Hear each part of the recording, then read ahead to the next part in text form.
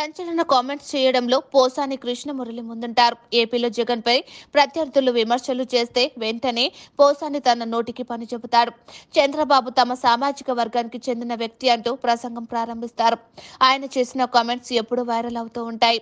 తాజాగా మరోసారి మీడియా ముందుకు వచ్చిన పోసాని సంచలన వ్యాఖ్యలు చేశారు. ఏకంగా రామ్ గోపాల్ వర్మ హత్యకు ప్లాన్ చేశారని ప్రస్తావించడం గమనార్హం.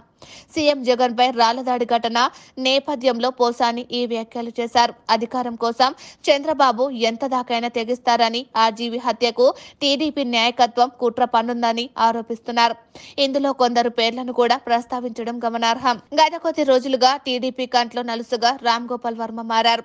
జగన్ కు మద్దతుగా టీడీపీకి వ్యతిరేకంగా సినిమాలు తీస్తున్నారు. రాజకీయంగా అనుచిత కామెంట్లు చేస్తున్నారు. అందుకే రామ్ గోపాల్ వర్మ అడ్డు తొలగించుకునేందుకు టీడీపీ నాయకత్వం ప్రయత్నిస్తున్నదని పోసాని ఆరోపణ. అందులో భాగంగా ప్రముఖ జర్నలిస్ట్ ఐ వెంకట్రావు కుమారుడు అనిల్ అసలు సూత్రధారి అంటూ పోసాని పేర్కొన్నారు.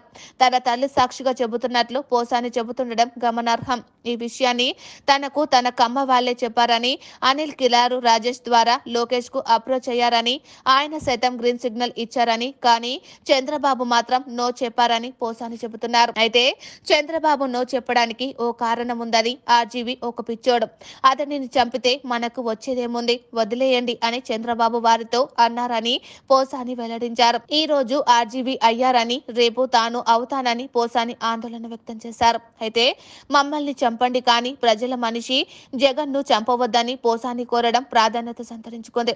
అయితే ఎక్కువ మంది పోసాని వ్యాఖ్యలను కొట్టిపారేస్తున్నారు. ఎన్నికల సమయంలో ఈ హత్య రాజకీయాలను ఎవరైనా ప్రోత్సహిస్తారా? అందున ఓ వివాదాస్పద దర్శకుడు జోలికి ఎవరైనా వెళ్తారా? అటువంటిదేమీ లేదని, ఎన్నికల వేళ సింపతి కోసమే పోసాని కృష్ణమురళి ఇలా మాట్లాడుతున్నారని ఎక్కువ మంది అభిప్రాయపడుతున్నారు. మొత్తానికైతే తన సంచలన వ్యాఖ్యలతో పోసాని మరోసారి వార్తల్లో నిలిచారు.